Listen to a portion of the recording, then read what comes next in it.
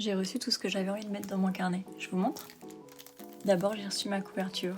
Je l'ai choisie en cuir brun. J'adore sa couleur hyper classique. J'ai hâte de voir comment est-ce qu'elle va vieillir au fil des années. Normalement, elle devrait vraiment se patiner et c'est exactement pour ça que je l'ai choisie.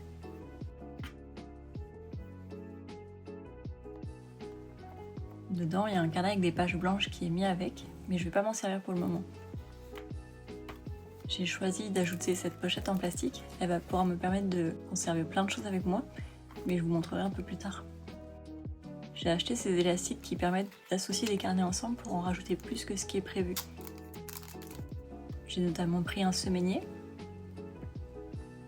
D'abord, j'associe deux carnets, le semainier et le carnet lié, grâce à l'élastique.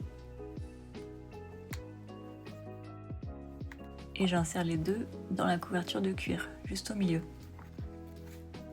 Ensuite, j'ajoute ce petit carnet à carreaux. Et voilà, les trois carnets sont associés ensemble.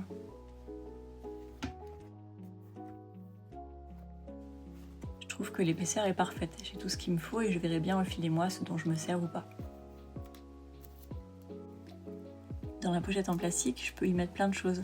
Pour l'instant, j'ai choisi d'y mettre cette planche de stickers, mais je pourrais y conserver des tickets de caisse, des jolies cartes ou des photos, on verra bien.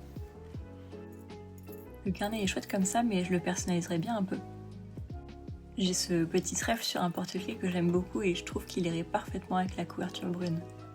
Alors je le détache. Je vais le glisser sur l'élastique, celui qui sert à fermer le carnet. C'est vraiment tout simple. On desserre le nœud, on glisse le gris-gris et on refait un nœud. Et voilà, c'est déjà fini. Plus qu'à écrire dedans et à le rendre encore plus personnel.